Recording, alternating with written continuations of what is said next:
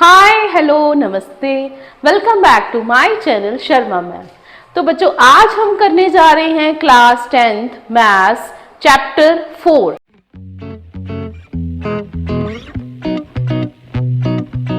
तो बेटा चैप्टर 4 जो है वो उसका नाम है क्वाड्रेटिक इक्वेशन, जो कि आप पहले भी कर चुके हो।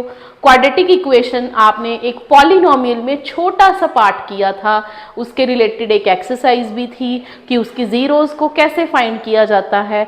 बट बच्चे यहाँ पर हम क्वाड्रेटिक इक्वेशन की फॉर्म सीखेंगे, सॉल्यूशन सीखेंगे और किस कंडीशन में कैसा आंसर आता है, पॉजिटिव नेगेटिव या फिर आंसर आता ही नहीं है, वो सीखेंगे। तो पहले पढ़ लेते हैं कि इस चैप्टर के अंदर क्या क्या पढ़ेंगे। तो बच्चे सबसे पहले है क्वाड्रेटिक इक्वेशन की जनरल फॉर्म। तो जनरल फॉर्म बेटा रहती है क्वाड्रेटिक इक्वेशन की ax² + bx + c where a is non zero. तो बच्चे यहाँ जो कोफिशिएंट ऑफ x² है वो नॉन जीरो रहता है, क्योंकि अगर यही जीरो हो गया ना तो फिर क्या होगा, ये x² हट जाएगा तो फिर सिर्फ हमारे पास एक लीनियर इक्वेशन रह जाएगी। उस केस में ये क्वाड्रेटिक इक्वेशन नहीं होगी। और तो और बच्चे क्वाड्रेटिक इक्वेशन वो होती है जिसकी डिग्री रहती है 2 और इसके एटमोस्ट सॉल्यूशन रहते हैं, एटमोस्ट जीरोस रहती हैं 2। ठीक है, अब इसके सॉल्यूशन कैसे फाइंड करने हैं उसके लिए आपके पास 4 मेथड्स हैं।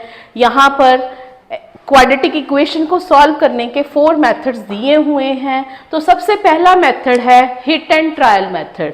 मींस अगर सपोज कोई इक्वेशन दी हुई है, एक इक्वेशन ले लेते हैं x² + 2x + 2। ठीक है, x² + 2x + 2। यहाँ पर हम कर लेते हैं 4 और यहाँ पर भी 4, तो थोड़ा इजी हो जाएगा। तो x² + 4x + 4 ये मैंने एक इक्वेशन ली। बच्चे अब हमने हिट एंड ट्रायल मेथड से इसकी जीरोस फाइंड करनी है।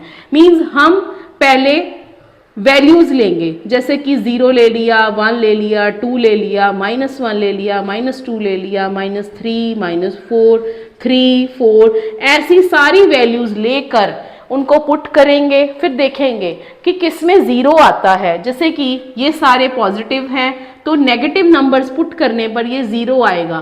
तो अगर मैं -2 पुट करूं तो -2² + 4 × -2 + 4 ये बन जाएगा 4 -8 + 4 तो वो आ जाएगा 8 - 8 0। इट मीन्स -2 इसका आंसर है। तो इस मेथड को कहा जाता है हिट एंड ट्रायल मेथड।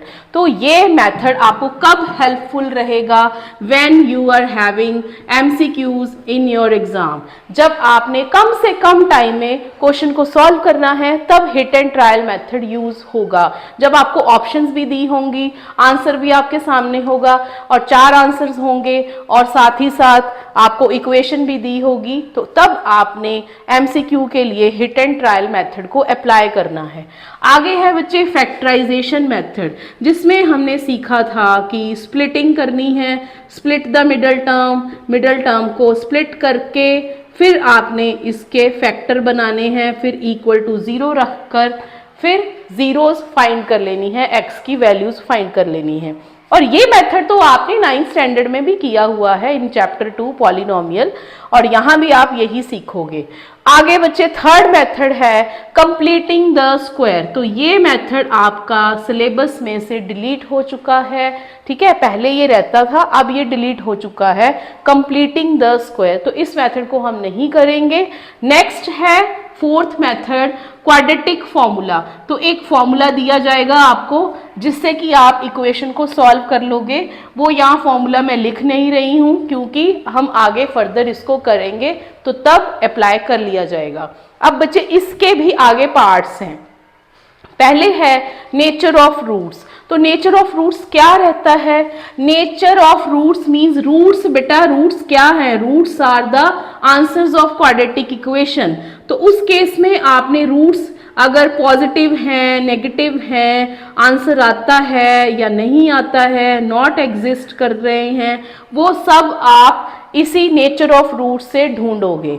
ठीक है, पॉजिटिव नेगेटिव डिपेंड करता है एक्स की वैल्यू पे, और नेचर ऑफ रूट्स में आप ये बताओगे कि रियल रूट्स हैं या फिर रूट्स जो हैं इक्वल हैं या फिर एग्जिस्ट नहीं कर रहे, नॉट एग्जिस्टिंग, एग्जिस्ट ही नहीं कर रहे।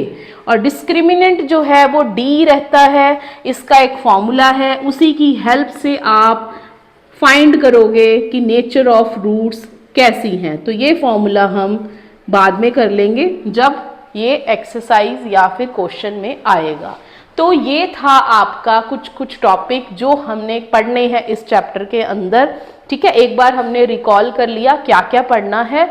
तो हमारे इतने टॉपिक हैं। जनरल फॉर्म मैंने आपको बता दी कि जनरल फॉर्म इक्वेशन क्वाड्रेटिक की ऐसे रहती है, उसकी डिग्री 2 होती है और एटमोस्ट 2 सॉल्यूशंस रहते हैं। और सॉल्यूशन के लिए हमारे पास 4 मेथड हैं, जिनमें से अब एक मेथड हट चुका है। हालांकि बच्चे हिट एंड ट्रायल मेथड भी नहीं है आपकी बुक में, but when you are having MCQs, जब आपके पास कुछ ऐसे क्वेश्चन होंगे एग्जाम में जिनमें कम टाइम में आपने उसको करना है, तब ये मेथड आपका एप्लीकेबल होगा। फैक्टराइजेशन मेथड मेन है, दिस इज इंपॉर्टेंट, ये हमने पढ़ना है अच्छे से। और क्वाड्रेटिक फॉर्मूला मेन है, ये हमने अच्छे से पढ़ना है। तो फिर ये था क्वाड्रेटिक इक्वेशन के बारे में बेसिक जो हमने आगे पढ़ना है। तो please like share and subscribe our channel.